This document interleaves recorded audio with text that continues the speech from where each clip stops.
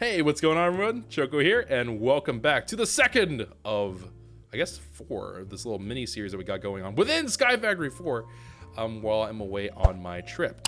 Today we have for ourselves Deep Mob Learning Automated. If you know where we were in the series, what we had up to this point was we would have to go ahead, make polymer clay by hand, and just shovel back over and go, oh, crying tears of pain and saying, oh, I have to keep on filling this up into a hopper. It was horrible. But what I have here for you today is actually the automation of that whole process. So I literally just put in our data models and I forget about it. I go do other things that aren't just suffering and pain.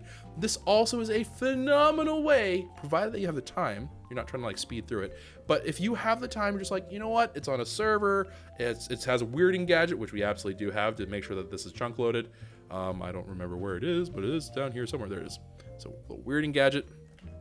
If you'd like to go ahead and do this, you can make yourselves a bunch of different data models. So let's say that I want a million of these wither. No, that was like if we want a million wither ones, so we can get Supremium Essence, we can get the Nether Stars, and we can really start rolling that in. You can actually do this. This will very slowly accrue enough iterations here, so the number of times that it's run the simulation, right? Because you can either get this through kills, right, in terms of the information or data, or you can get this from actually just running it through the actual simulation chamber a couple of times. Each time you'll get 1. If you get kills, you get more. But if you do it this way, you will get the experience that you need eventually to get to the highest tier, which is self-aware, which increases your chance of getting your pristine mob essence, or whatever the thing is called. So that said, let's talk about what we have going on here. Very simply, let's go over how the deep mob learning thing works to make sure everyone's on the same page. You will need energy for this and also some way to move items. So what we did was we put in flex points, and we also use item extraction cables for simplicity's sake, so everyone can really easily see how things are moving around and you don't have to worry about anything crazy going on. Simulation chambers, this is going to hold your data model. If you don't remember where the data models came from, you had to take a blank model, kill something with it, and you had to have it be put into like this weird little gadget or gizmo, this deep learner thing. And then you can go ahead and take your model after it's gotten to the very first tier, throw it into here, and then it will go ahead and start working, provided that it has the power and the polymer clay. Polymer clay is, of course, going to be something that we can make from gold, iron ingots, lapis lazuli, and 4 things of clay, making 16 a pop, which makes it not too terribly expensive. So in terms of the yield, you're looking at, let's say, about every 2 or so, let's call it 3, you can get for 3 polymer clay a good shot of getting at least 1 nether star. Not too shabby at all. In addition to that, you have a whole bunch of different data models. Be aware, I don't think that you can collect anything outside of the data models that are present, because they have to make like loot tables and stuff. For the case of Sky Factory 4, there are a bunch of them that are Twilight Forest models and stuff like that, so we didn't really worry about that, or like rogue androids and junk. We're not too concerned about that. We did focus more on the vanilla mobs, especially with wither skeletons, the wither, blazes, and ghasts. Now, granted, this was from a place whenever we were originally kind of more worried about like, oh, we don't want to grind other things for too often. But for this case, this is what we're running with. Absolutely am planning to make deep mob simulation chambers for each of these different kinds of data models, because I think that would be, number 1, be very helpful. Number 2, I think it's more of a completionist kind of streak that I have going through me. You know, just I like having everything. It's nice. But yeah, once you have that data model, the polymer clay, the power, go ahead, run that thing, and it's going to go ahead and provide for you 2 different kinds of output. One is going to be like this pristine essence kind of thing, right? So you can see here we have, pristine matter, sorry. The pristine matter is going to be what allows you to put this into the next step, which is the loot fabricator. And in addition to that, you're also going to get some kind of regular matter, depending upon what you are dealing with. So right here, you can see this is from the overworld, from the nether, and then one that's kind of like this weird super type thing. I think this is mostly reserved for the end folks, but this is going to be the main kinds of matter. They are also as a byproduct. So the byproduct with these 3 kinds of matter will typically appear over here. Of course, we're doing twilight matter, then you'll get that there. And then the pristine matter will typically appear over here. Now, I do not remember, but to be safe, I went ahead and put our export buses, so the inputs, right? We put it from the top, and then we're taking our outputs out the bottom. So here we have something that's pulling our inventory for both, for all the things if you were just holding it normally, But in addition to that, I've whitelisted it to hold that particular matter into our loot fabricator. So whenever this thing creates a wither skeleton pristine matter, it'll go into here because this is whitelisted here, and then put that through this machine, which I've set already to automatically make wither skeleton skulls. Can't really see it very well there, but for example, for our nether one, we have another star. In the back, we also have one more, which is whitelisted for the actual matter itself. So we can go ahead and store that in addition to making sure we hold the output of whatever the pristine matter we're trying to use at the time, like whatever we're trying to get farm for, getting the product from the loot fabricator. And obviously a little extraction cable that's going over here. Don't need a whitelist, fine as it is. Now, I'm sure a lot of people are like, that's a lot, Choco. There's one more thing, and then we'll do the TLDR like we did last time. So if you're just like, bro, cut me some slack, easier, fam. Don't worry, we'll go over that, but I just want to make sure I explain it in depth so you understand a little bit more about where it's coming from. The other thing that we did for this particular operation is we added in our own independent kind of crafting system to work specifically to make polymer clay from our AE2 network and use it for this purpose. This is the only assembler and interface that have polymer clay available to them. So whenever this requests polymer clay, because there's no other use for polymer clay, right? Like we can't use this for anything else. It's literally only useful for deep mob learning. So you can see here, if I hit you, it tells me, oh, you can put them in a simulation chamber, but that doesn't really do us much good.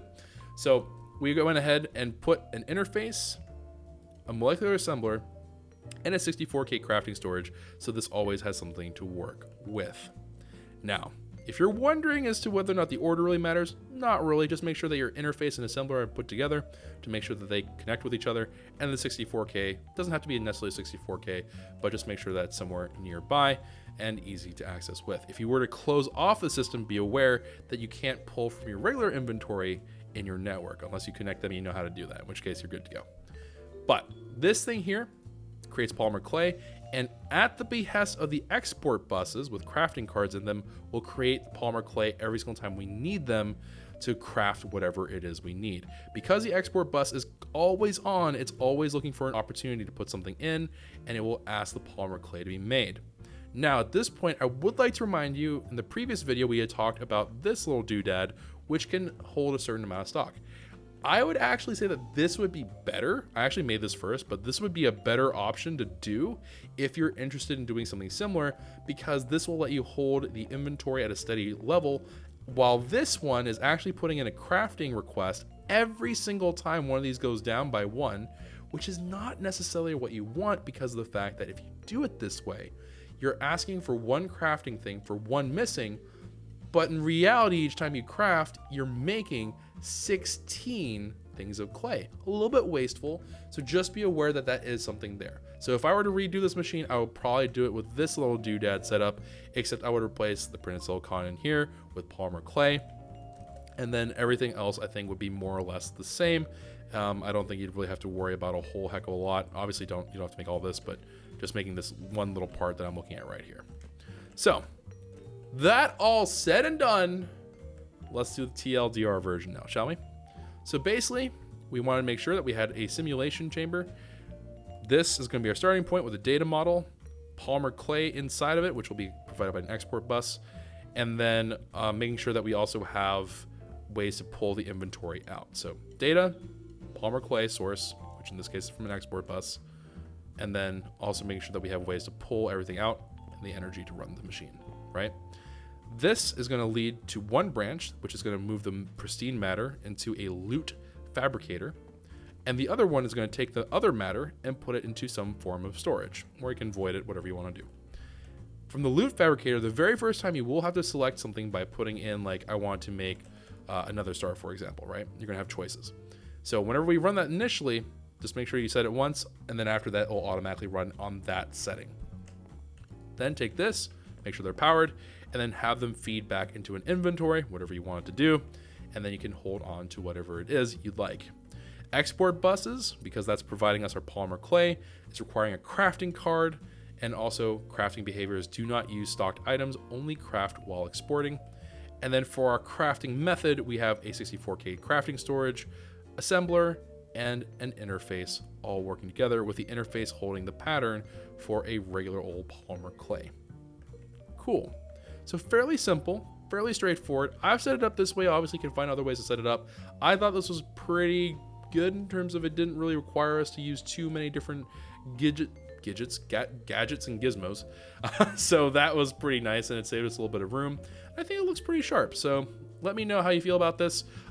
We will be expanding the system. So for example, when it comes to wither skeletons, for the pristine matter that is for them, we can actually get a number of things from it, including necrotic bone, which I don't have farming. I have skulls. So maybe something I'll consider in the future. Also, it's been running for a little less than a day, I would say. And this thing has already acquired thousands of product across a bunch of different types of mobs. So pretty cool. I think it's pretty worthwhile. Deep mob learning in Sky Factory 4 is actually super duper nice and super duper important. Now, I know that we haven't done really any trials yet, so also that'll be something I'd be keen on trying when the guys are all ready to go for it. But for right this moment, we're not going to worry about that. And hopefully you all enjoyed this spotlight thing. Hopefully that made sense. I know it's kind of like a little bit weird, but really it's just power the machines, make sure they have inputs and outputs, and then just make sure that you select the right settings, and you should be all good to go. No fanciness, no crazy tricks on this one. So that's going to be it. Thank you all very much for watching. If you enjoyed, consider leaving a like rating down below. Subscribe to the channel, hit the notification bell if you'd like to be notified. And other than that, I think that's about it. Next time, we're going to be talking a little bit about this potion brewer down here. I might also expand that a little bit depending upon how we're doing on time to include what I'm calling blooms, which are on the very bottom here. Those things in the background. And then after that, we're just going to do our final review of the whole base. And then I should hopefully be back home and ready to make some content for you guys. So that's where we're going. This is where we're just what we just covered. So I think we're all good. Take care of yourselves. Have a wonderful, safe day. And until next time, ciao for